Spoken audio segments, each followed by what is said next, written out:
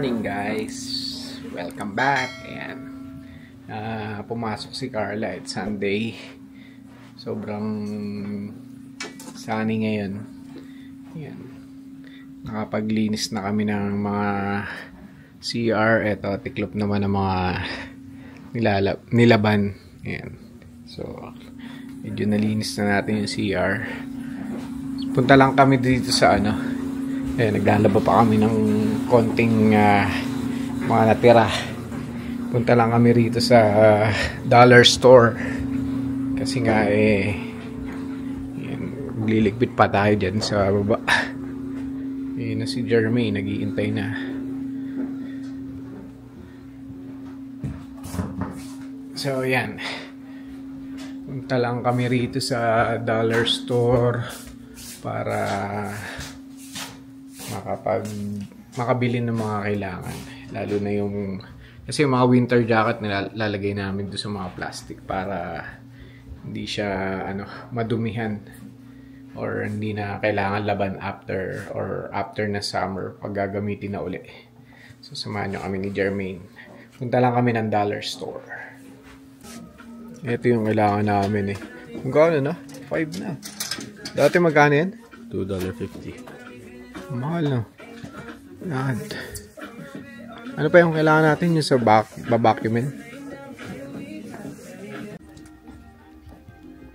Ito yung sinasabi namin yung scented pa siya.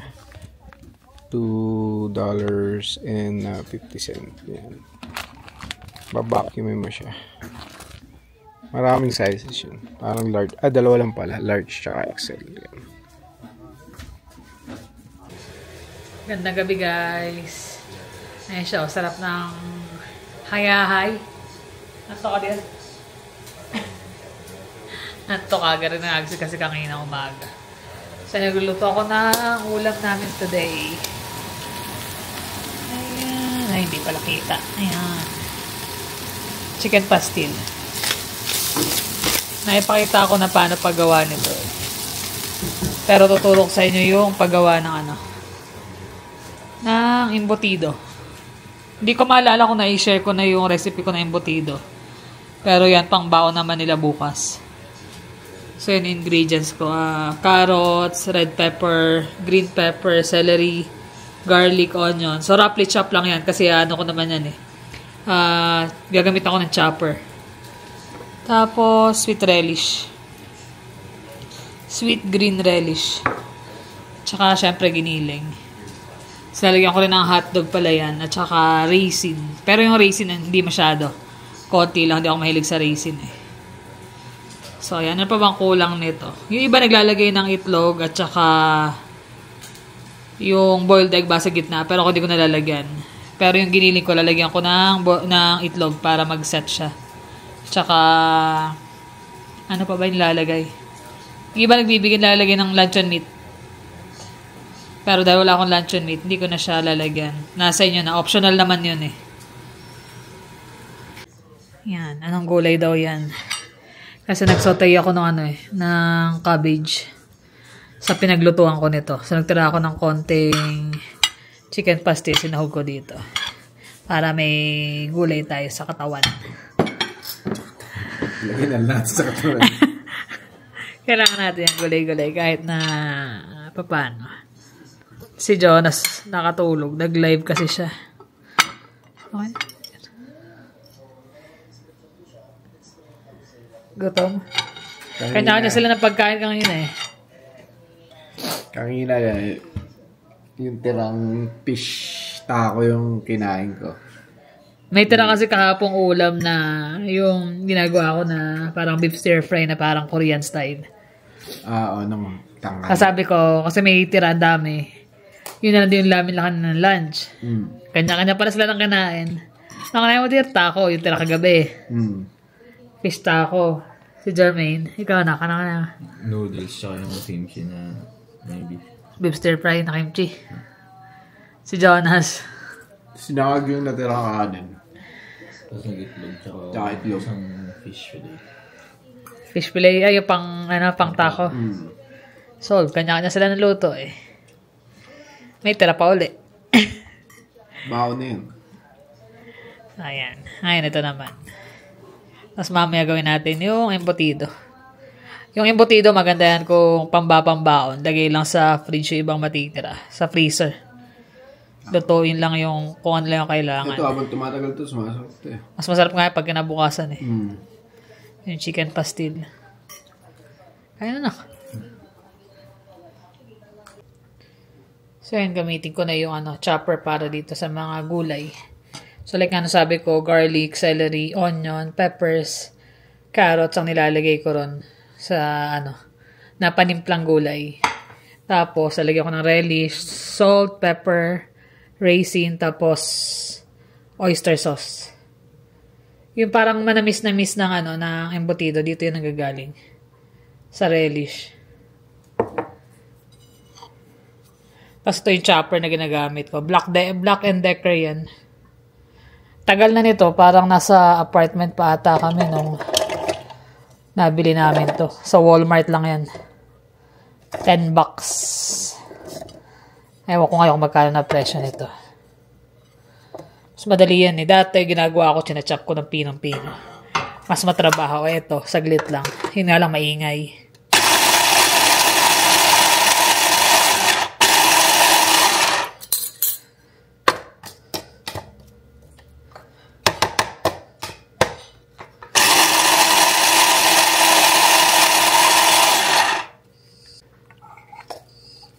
So, lagay na yan natin dito.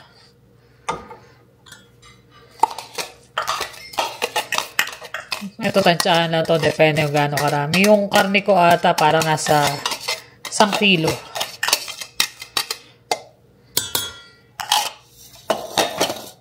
Lagyan natin ng relish. Relish, marami ko maglagay ng relish.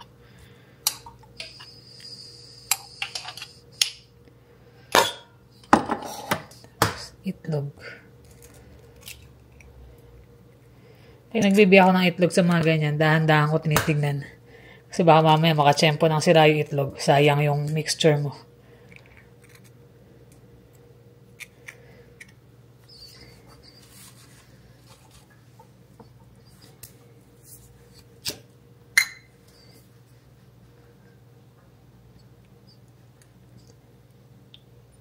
Yan, oyster sauce. Tapos ginagawa ko dyan, pagka hinalo ko tong mixture, hindi ko muna siya nirarap. Magpiprito muna ako ng konti. Tsaka ko siya titikman. Para alam ko kung enough na yung lasa. Tapos mostly medyo alatan nyo ng konti. Compare sa yung usual. Kasi once na in-steam nyo na yan, kakatas yung alat niya. So mababawasan yung lasa.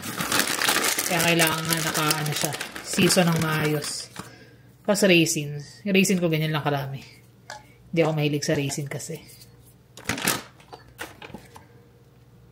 Tapos yan, halo na lang.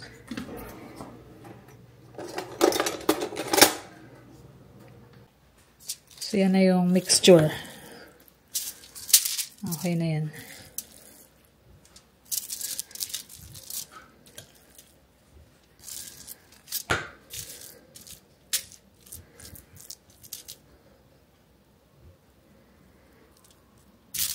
Kung may itlog, mas maganda para kung may mga handaan, okay yun.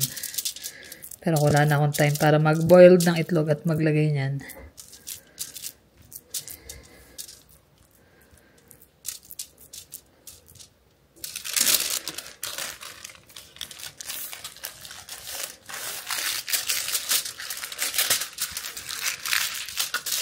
Tapos after nito, i-ano mo na lang. I-steam mo ng mga, depende sa laki. Yung mga ganito ka taba, mga 35 to 40 minutes na i-steam yan.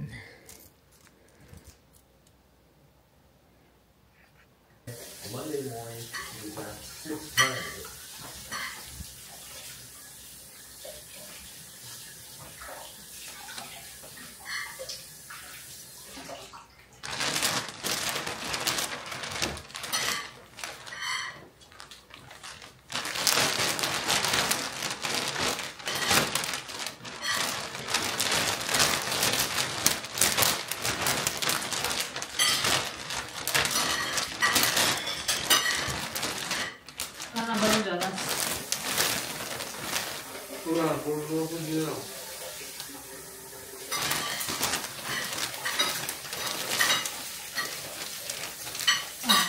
na.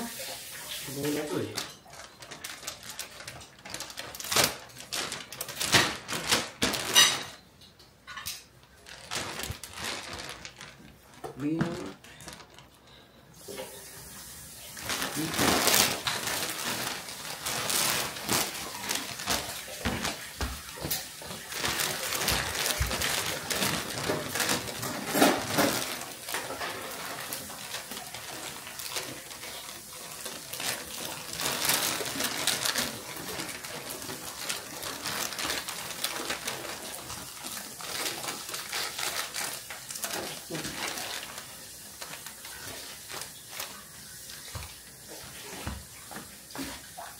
Yan yung plastic bag na ano, ziplock na malaki.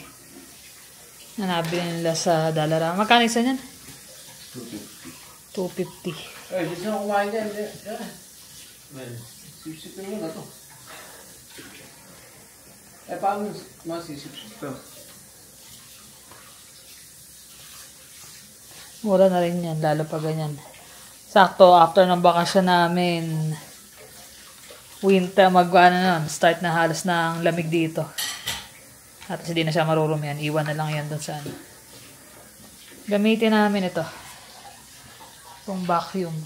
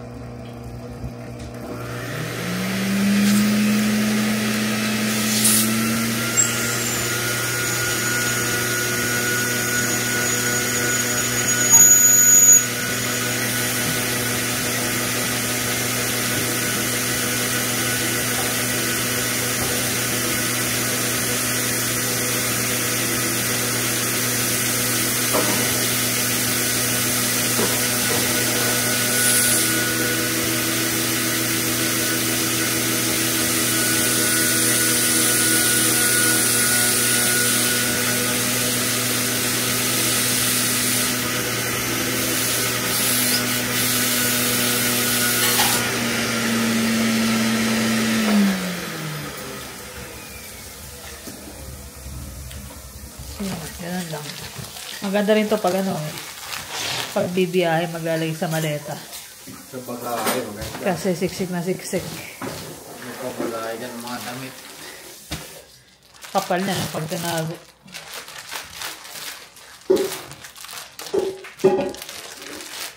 Ganda pa ng kulay, purple. Ayun o. Naitabi na yung mga jacket. Winter jacket. Pero ang dami pa rin eh. Malamig po nga eh. Nag-snow pa nga kahapon eh, di ba? Pero nagtira kami ng tag ano pa. Ilan? Dalawa? Dalawa. Isa. Yung bago natin sa Costco. Yun. Kaya na yun. Medyo makapal naman na yun eh. Kasi kapag kayo ano, kahit sabihin nyo na summer na, kapag pumunta ng mga lake ng maagang maaga, lamig pa rin talaga eh. Kailangan medyo may makapal-kapal na jacket. Kangina may nag-doorbell eh. May nag-doorbell siya. Tapos binuksan ko, Indiano siya. Sabi niya, ano raw siya yung from the liberal. Mag-check daw siya kung sino raw yung iboboto. Bakit niya kailangan malaman? Sabi ko nga, bakit anong boboto? Tsaka ako, hindi kami botante. Sabi ko gano'n para ma-shutdown na agad yung conversation. Sabi nung lalaki, si Jonathan ba? Tsaka si Victor, Carla, at Jermaine nandiyan dyan ba? Sabi gano'n. Kasi nakalista sila sa mga voters namin. Ay, wala sila ngayon dito. Sabi ko gano'n.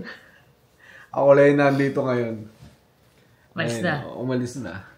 Ba't kailangan nyo malaman kung sino iboboto natin? Siyempre, boboto natin kung sino yung sa tingin natin gusto natin. Hindi, tsaka hindi ko boboto yun. Kanya-kanya ng kanya-kanya ng ano yan eh. Nasa matatanda na tayo para magdesisyon kung sino man ang iboboto. Sobrang bias na ngayon dito. Ng media na sa TV. Mga CBC, CTV. Sabi pa nga ng isa AI na daw ngayon. Ano AI? AI na yung mga nakikita natin, di ba? Mas more on do sa isang party tayo. Yung mga ano daw nun, AI na. AI yung sa isa, di ba? AI, sobrang dami. Kahit saan ka pumunta, ang daming talaga niyang daming pumupunta, pumipila. Lahat yun AI.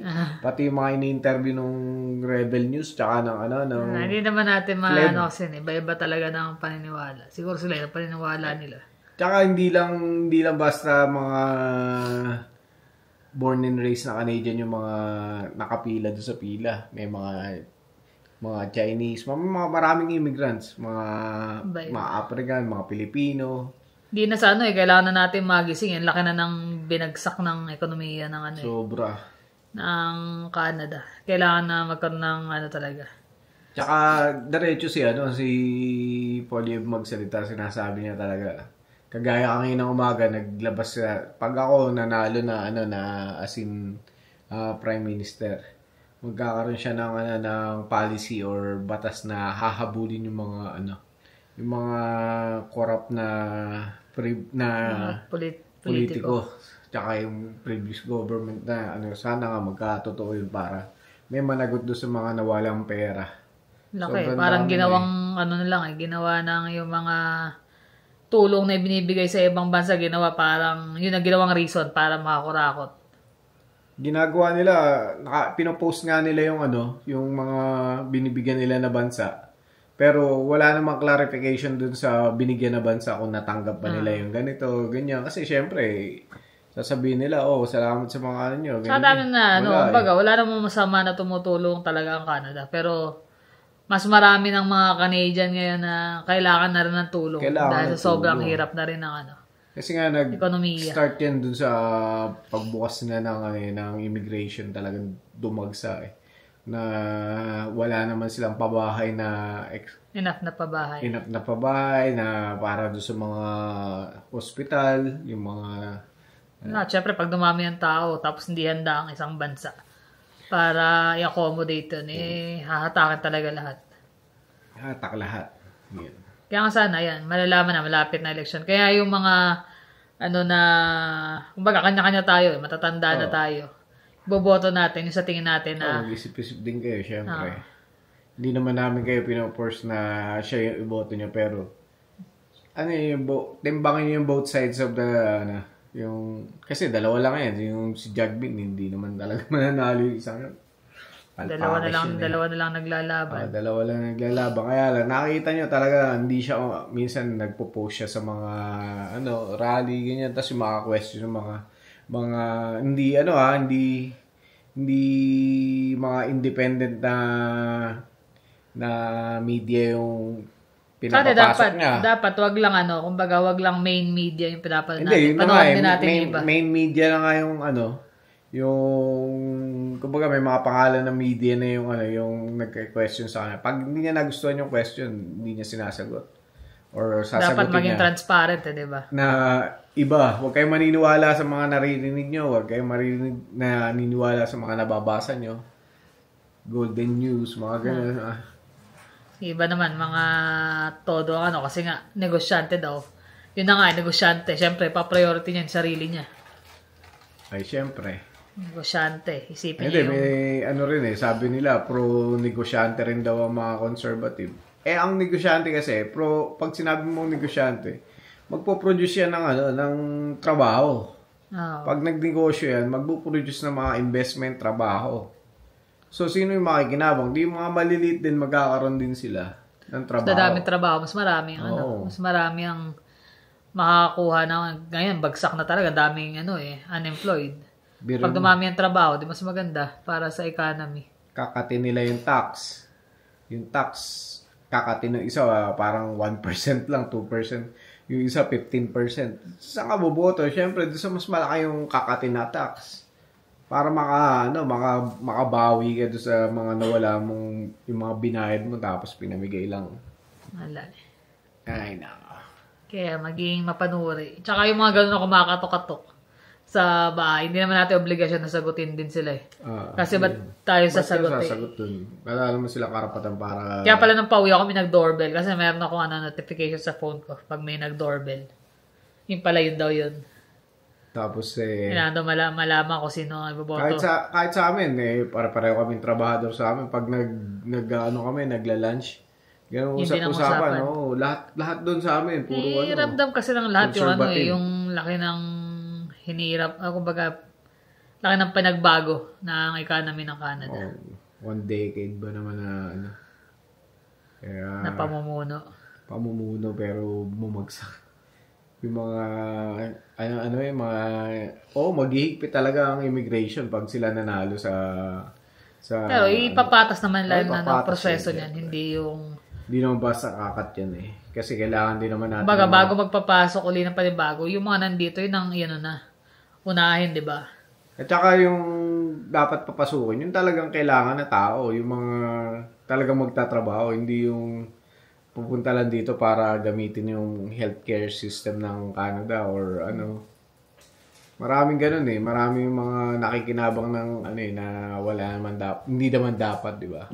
Mga hindi working mga hindi nagtrabaho para do sa makukuha nilang benepisyo. Mukhang sumingaw yun Sumingaw yan? Bakit nagaganon? May butas siguro. Ayun, mawalapat na nasingaw yung namin, yung binakrym sila. Yung ba yung una? Oo, yung una. Baka may butas. Bukas? Bakit mo na nandun ng maliit? Yung maliit na bakit? Ay, malaki pala yung orange. Para hindi less space. Sige. Yun na nga. Gaya nga, maibalik. Basta nasa atin na yun. Nalalapit na maging wise tayo sa pagboto. Para rin naman sa sa ekonomiya. Kabubuti ng bansa. Sobrang dami ng kriminal ngayon. Dahil doon sa batas nila na catch and release. Sobrang dami. So nangyayari, meron nga nakapatay, makukulong ilang taon lang. Pinatay yung girlfriend, nakapag-bail. Ngayon, tas ang daming namatay sa fentanyl, mga drugs. Sa dami, mga nahuli, re-release. Susunod mahuli uli, iba ilang 20 times, 10 times ng offender, nare-release pa rin. So wala na, hindi natututo. Justice system ng Pilipinas Mas masahol pa. Pero kung yun, talagang lilitisin at ikukulong para matuto, hindi gaganon. Yun ang unang-unang gagawin ni kasi sabi niya, nagiging clown na lang yung circus na yung natin, justice system So, kung meron kang ilang gramo lang ng drugs na yan, ka na kagad, kulong ka na kagad ng dapat. Yun ang kailangan. Years. Tagal. Just imagine 20 years. Di, bago mo gawin, mapapaisip ka. Ngayon, parang kahit gawin mo, wala lang. Papatigil niya yung mga safe zone na injection na yan. Kasi, parang yung gobyerno susupply sa kanila ng drugs Safe zone Pwede ka doon ka. Para lang wag sila lumaganap sa city. Doon lang sila. Kalokohan yun. Dumadami yun. Dadami kasi umubra di ba? Ay, naka. Lang natin na maging maayos ang magiging election. Kasi dahil nakasalalay yung yung kinabukasan ng mga next generation. Hindi naman para sa amin. Para lang sa mga next generation talaga. Kahit yung mga ini-interview doon sa pila, sinasabi nila na na hindi na raw kayang bumili ng basta-bastang bahay ng mga kabataan ngayon. Kailangan nga daw, nag-earn ka ng 120,000 annually. Para makabili. Siyempre, as sa regular na mga trabador, hindi. Kahit na income nyo mag-asawa, minsan iba hindi umaabot So, paano na?